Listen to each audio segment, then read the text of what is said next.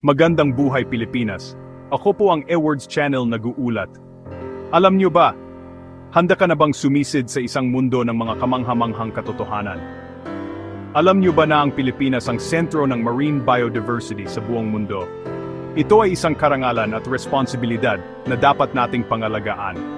Sa maliit na bahagi ng ating karagatan, nagtatago ang isang yaman na hindi kayang tumbasan ng kahit anong ginto.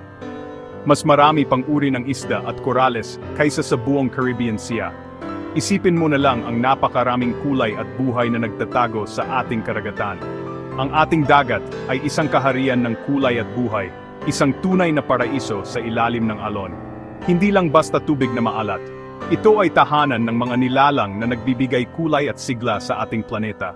Sa ilalim ng asul na tubig ng ating mahigit 7,000 isla, may mga hiwagang naghihintay na matuklasan.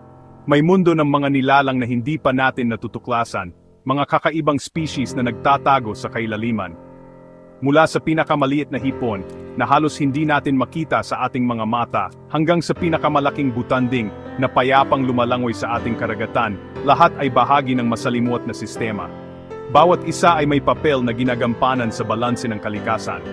Ang bawat pagsisid ay bagong pakikipagsapalaran, isang pagkakataon upang mas makilala ang ating sariling likas na yaman. Sa isang mundong kamangha-mangha, kung saan ang bawat sulok ay nagtatago ng mga sorpresa. Ang mga siyentipiko mula sa buong mundo ay nagkakaisa sa layuning tuklasin at protektahan ang ating karagatan. Ay dumarayo rito upang pag-aralan ang ating yamang dagat at upang magbahagi ng kaalaman para sa ikabubuti ng lahat. Ang bawat bagong tuklas ay nagpapatunay sa kung gaano pa karami ang hindi pa natin alam. Na ang ating dagat ay pambihirang kayamanan na dapat ingatan para sa ating kinabukasan at sa mga susunod pang henerasyon. Kaya sa susunod na tumingin ka sa dagat, alalahanin ang kanyang ganda at ang kanyang kahalagahan. Isipin mo ang libo-libong kuwento ng buhay sa ilalim nito, ang mga pakikipagsapalaran at mga misteryong naghihintay na mabuksan. Halina't tuklasin natin ang mga kayamanang nagtago sa ating karagatan. Kung bakit tunay na hiyas ng planeta ang ating underwater world, isang yaman na dapat nating ipagmalaki at pangalagaan. Ang Pilipinas ay isang kapuluan, isang archipelago. Binubuo ng libu-libong mga isla, bawat isa ay may sariling natatanging kagandahan at misteryo. Ito ay may isa sa pinakamahabang baybayin sa mundo. Ang baybayin na ito ay hindi lamang nagbibigay ng magagandang tanawin, kundi nagsisilbi ring tahanan ng iba't ibang uri ng buhay dagat. Ngunit ang tunay na mahika, ang tunay na kayamanan ay nasa ilalim ng tubig, naghihintay lamang na matuklasan. Ito ay isang paraiso ng coral reefs, mga hardin ng buhay na may iba't ibang kulay at hugis. Mayroon ding mga seagrass beds, mga parang sa ilalim ng dagat na nagbibigay ng pagkain at tirahan sa maraming nilalang. At hindi natin dapat kalimutan ang malalalim na dagat, kung saan nagtatago ang mga lihim ng karagatan, ang Coral Triangle. Isang lugar na may napakahalagang papel sa ekosistema ng mundo, na tinaguri ang Amazon ng karagatan, dahil sa kanyang yaman at laki, ay nasa puso ng Pilipinas. Dito nagtatagpo ang iba't ibang agos ng tubig na nagdadala ng sustansya at buhay. Dito matatagpuan ang pinakamataas na konsentrasyon, ang pinakamaraming uri ng marine species sa buong planeta. Isang tunay na biodiversity hotspot. Ang ating tubig ay nursery, palaruan, kung saan lumalaki at naglalaro ang mga batang isda, at kanlungan ng napakaraming hayop dagat. Dito sila nagtatago, nagpapahinga, at naghahanap ng proteksyon. Isipin mo ang isang siyudad sa ilalim ng dagat. Isang metropolis na puno ng buhay at sigla, kung saan ang mga gusali ay korales, na may iba't ibang arkitektura at disenyo. Ang mga kalsada ay agos, na nagdadala ng mga residente sa iba't ibang lugar. At ang mga mamamayan ay makukulay na isda at pawikan, bawat isa ay may sariling papel sa komunidad. Laging abala ang siyudad na ito, walang araw na walang ginagawa, may naghahanap ng pagkain, naglilinis ng kanilang tahanan, at naglalaro kasama ang kanilang mga kaibigan. Ang bawat sulok ay may bagong tanawin, isang bagong sorpresa, bawat bato ay may itinatagong sorpresa. Isang maliit na alimango, isang makulay na nudibranch, o isang pamilya ng mga clownfish. Ang paglalakbay sa ilalim ng dagat, ang pagsisid sa mga tubig na ito, ay parang pagpasok sa ibang dimensyon. Isang mundo na puno ng mahika at hiwaga. Dito, ikaw ay bisita, isang taga-masid sa isang kaharian na matagal nang nandiyan. Isang kaharian na mas matanda pa sa atin. Isang karanasang magpapabago, Isang paglalakbay na magbubukas ng iyong mga mata sa iyong pananaw sa ating planeta. At magpapaalala sa atin kung gaano kahalaga ang pangalagaan ng ating kalikasan. Ang pundasyon ng buhay sa ating karagatan, ang pinakamahalagang elemento na sumusuporta sa halos lahat ng mga nilalang na nabubuhay dito. Isipin ninyo ang isang mundo sa ilalim ng alon na puno ng kulay at buhay, ay ang mga coral reef. Sila ang arkitekto ng karagatan, ang mga lumilikha ng isang masalimuot at kahangahangang tahanan. Hindi sila bato o halaman, hindi tulad ng iniisip ng marami. Sila ay mga hayop na tinatawag na polyps, maliliit na organismo na may malaking papel sa ekosistema. Sama-sama silang bumubuo ng malalaking kolonya, mga istruktura na maaring tumagal ng daan-daang taon upang mabuo. Ang mga korales ay hardinero ng dagat, nagtatayo ng mga oasis ng buhay sa gitna ng malawak na karagatan.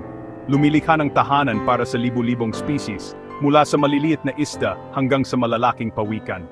Bawat sulok ng reef ay puno ng aktibidad at interaksyon. May table corals na parang malalapad na mesa na nagsisilbing silungan. Staghorn, nakahawig ng sungay ng usa, sumasayaw sa alon. Brain corals, na may mga ukit na parang utak, nagtatago ng mga lihim ng karagatan. At malalambot na corales na sumasayaw sa agos na nagbigay buhay sa underwater landscape. Ang kanilang kulay ay galing sa algae, hindi ito pintura, kundi buhay, na tinatawag na zooxanthellae na nakatira sa loob ng mga coral tissues. Isang samahan na nagbibigay buhay at kulay sa reef, isang mutual na relasyon kung saan parehong nakikinabang. Kapag malusog ang korales, ang kanilang mga kulay ay mas matingkad, ang kanilang enerhiya ay masigla. Malusog ang buong karagatan, dahil ang kalusugan ng reef ay direktang nakaapekto sa lahat ng iba pang mga species. Sila ang siyudad sa ilalim ng dagat, isang metropolis na puno ng buhay at sigla. Tirahan, pagkain, at proteksyon, lahat ng kailangan para mabuhay at umunlad. Nang halos isang kapat ng marine life, isang biodiversity hotspot na walang katulad. Kung wala ang coral reefs, ang karagatan ay magiging isang malungkot at walang buhay na lugar. Maraming isda ang mawawalan ng tahanan at pagkain, at ang buong ekosistema ay magdurusa. Kaya ang pag-aalaga sa korales ay hindi lamang isang opsyon, kundi isang obligasyon. Ay kasing halaga ng pag-aalaga sa ating kagubatan, dahil ang kalusugan ng ating planeta ay nakasalalay dito. Kung ang korales ang hardin, ang mga isda ang bulaklak at paru-paro na nagbibigay kulay dito. Libu-libong uri ng isda ang matatagpuan sa Pilipinas, bawat isa may natatanging kulay at disenyo. Ang mga kulay nagsisilbing camouflage, panlinlang o babala sa mga predator. Clownfish, halimbawa, ay immune sa kamandag ng anemone at dito sila ligtas. Sa kapalit, nililinis nila ang anemone, isang halimbawa ng pagtutulungan sa kalikasan. Mayroon ding nudibranch o sea slugs, mga hiyas ng dagat na may matitingkad na kulay at kakaibang pattern. Ang bawat guhit at tuldok ay wika sa ilalim ng dagat. Ang panood sa kanila ay paalala na ang kagandahan ay matatagpuan kahit sa pinakamaliit na nilalang. Hindi lang maliliit na isda ang yaman ng ating dagat, tahanan din ito ng mga pawikan, pating, pagi at butanding. 5 sa 7 uri ng pawikan sa mundo ay matatagpuan dito, bumabalik sa dalampasigan kung saan sila ipinanganak. Ang mga pating at pagi ay mahalagang bahagi ng ekosistema, doktor ng dagat na nagpapanatili ng balanse. Sa Donsol at Oslob, makikita ang butanding, pinakamalaking isda sa mundo, ngunit napakaamo. Mula pygmy seahorse hanggang butanding, bawat nilalang ay may kuwento at kakaibang adaptasyon. May mga isdang nagpapalit ng kasarian, pugitang nagbabago ng kulay, at hipong tagalinis ng isda. Ang bawat pagsisid ay pagtuklas ng mga kamanghamanghang adaptasyon at pag-uugali. Ang ating karagatan ay walang katapusang aklat ng mga kuwento ng kalikasan. Ang tunay na yaman ng biodiversity ay nasa mga detalye, mga nilalang na madalas hindi napapansin. Pygmy seahorse, flamboyant cuttlefish at frogfish, mga critters na matatagpuan sa Anilao, Batangas. Sa kabilang dako, may mga balyena at dolphin na bumibisita sa ating tubig. Sa Pamilacan Island, makikita ang superpod na mga dolphin at minsan pati sperm whale at bride's whale. Ang pagkakaroon ng maliliit na critters at dambuhalang higante ay patunay ng kalusugan ng ating marine ecosystem. Ang maliliit ay pagkain ng malalaki at lahat ay may papel sa food web. Ang bawat isa, mula hipon hanggang balyena, ay mahalaga sa balanse ng dagat. Ang pag-unawa sa koneksyon na ito ay susi sa epektibong proteksyon. Hindi lang hayop at halaman ang yaman ng dagat. Mayroon ding bakas ng kasaysayan. Maraming barko, mula galleon hanggang warship, ang lumubog sa ating tubig. Ang Coron Bay sa Palawan ay sikat sa wreck diving, mga barkong pandigma ng Hapon na naging artipisyal na bahura. Ang bawat shipwreck ay time capsule ng nakaraan at tahanan ng buhay dagat ngayon. Ang dating simbolo ng digmaan ay nagiging simbolo ng bagong buhay at pag-asa. Ang pag-explore sa mga shipwreck ay nangangailangan ng pag-ingat at respeto. Heritage site ito ng bansa. Take nothing but pictures, leave nothing but bubbles. Ang mga lumubog na barko ay bahagi ng ating pambansang pamana at kasaysayan. Ang underwater world ay hindi lang para sa kasiyahan ito ay mahalaga sa ating buhay at planeta. Pinagkukunan natin ito ng pagkain at kabuhayan ng milyon-milyong Pilipino. Ang malusog na coral reef ay nangangahulugang masaganang huli at turismo. Ang mga reef ay natural na proteksyon laban sa bagyo at erosion. Pinapababa ng dagat ang epekto ng climate change at gumagawa ng higit kalahati ng oxygen na ating hinihinga. Ang ganda ng kalikasan ay produkto na dapat nating alagaan, hindi sirain. Ang problema ng dagat ay problema nating lahat at solusyon ay nasa ating mga kamay. Ang malusog na karagatan ay nangangahulugang malusog na planeta. Ang yaman ng ating dagat ay marupok at nanganganib. Polusyon, destructive fishing, at climate change ang mga banta. Ngunit may pag-asa pa, bawat isa ay may magagawa. Bawasan ang single-use plastics, itapon ang basura sa tamang lugar, at suportahan ang sustainable fishing. Iwasan ang pagtapak o paghawak sa korales kapag nag-snorkeling. Ibahagi ang kaalaman at turuan ang mga bata na mahalin ang kalikasan. Maging boses para sa mga nilalang sa dagat na walang boses. Ang underwater world ng Pilipinas ay isang hiyas na ipinagkatiwala sa atin. Ang pagiging Pilipino ay may kaakibat na responsibilidad na maging tagapangalaga. Huwag hayaang maging alaala na lang ang makukulay na reef at masaganang buhay dagat. Ang pagbabago ay nagsisimula sa iyo.